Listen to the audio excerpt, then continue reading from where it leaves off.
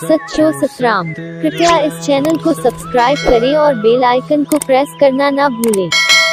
धन्यवाद। सच्चो सतराम। तो हम जो भी बने ये हमारे ऊपर है और हम उसको बुलाते भी उसी तरीके से जैसे हमारे काम हो। ऐसे हम ना समझे कि जैसे इंसान है हम वैसे जाने जाते हैं, ऐसे नहीं होता।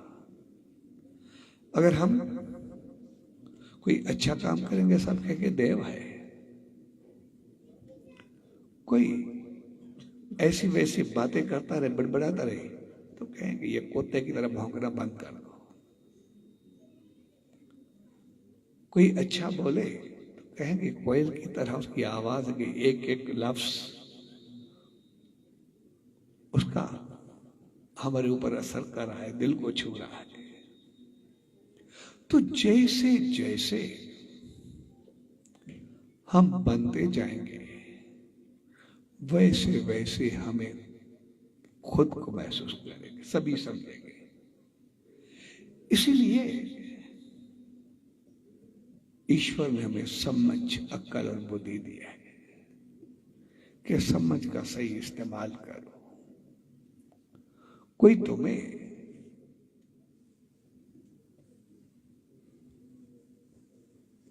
देव तो कहे लेकिन दानव न कहे,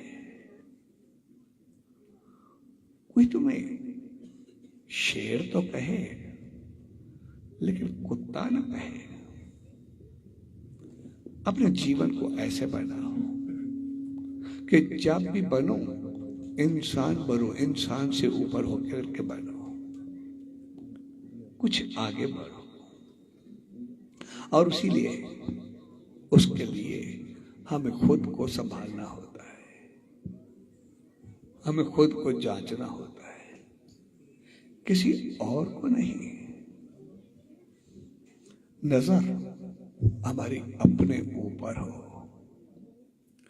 जैसे सच्चे साईं सतराम दास जी ने कहा, कुछ लोग उनके पास आए, उनसे कहा कैसे हम सुनते तो हैं लेकिन इंसान बने कैसे? तो उन्होंने कहा और कुछ भी नहीं, सिर्फ थोड़ा खुद की तरफ देखो। ऐसे ही जैसे एक दिन एक कहानी, एक कथा है।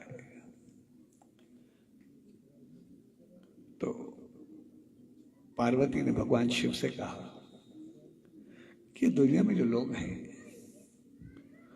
जो अमीर हैं या जो सुखी हैं, सुख वाले और सुखी होते हैं, दुख वाले और दुखी होते हैं, इसका मकसद क्या है?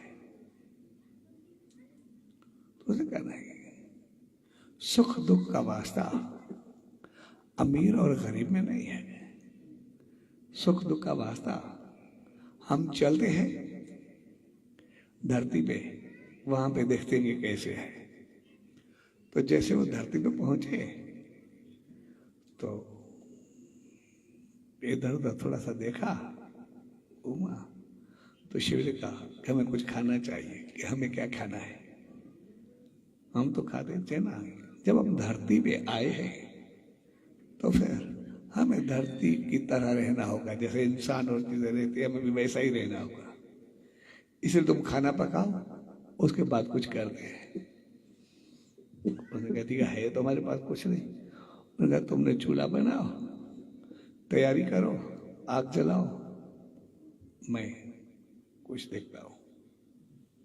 तो उसने कुछ ईंटें इकट्ठी की और चूल्हा बनाया, कुछ लकड़ियां लेके आई, वो अपने ड्रेस वगैरह चेंज किए जैसे आम लोगों के होते हैं वैसे ही बनाए, और चूल्हा बनाया, लकड़ी इकट्ठी की, आग जलाई, और शिव जी अपनी ड्रेस में जैसे नॉर्मल ड्रेस होती है उसमें आ गए।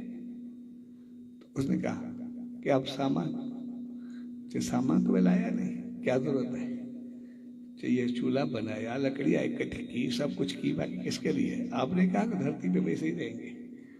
उन्होंने कहा ये ईंटें कहां से लाई?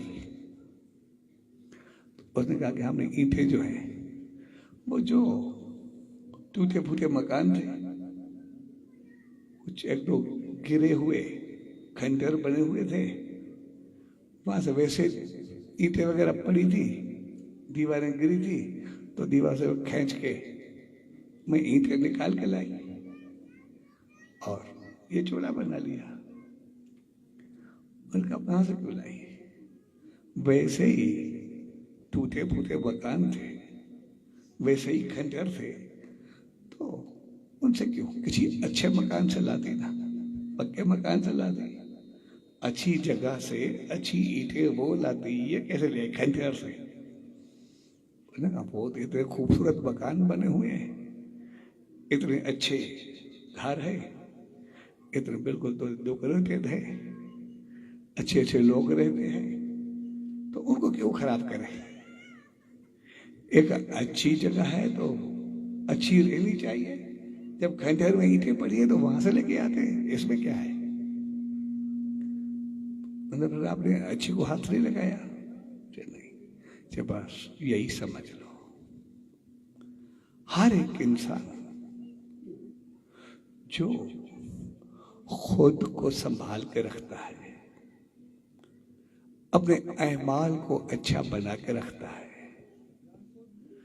अपने जीवन को सही तरीके से और सलीके से संवार के रखता है, अपने खान पान, उठना बैठना, बोलना, कमाना, खर्च करना, इज्जत शान मान, सभी रीति रिवाज को सही तरीके से संभाल के पूरे घर को, मुआशरे को, समाज को पूरे तरीके से संभाल के चलता है, तो फिर उसका जो फल मिलता है वो हमेशा सुख, खुशी, समृद्धि, खुशहाली, इज्जत शान मान वो सभी साथ में आते हैं। फिर उसी अहमाल को कोई तोड़ नहीं सकता, उसी इमारत को कोई खत्म नहीं कर सकता। इसीलिए अपने अहमाल और अपने कर्मों की इमारत को खूबसूरत बनाओ,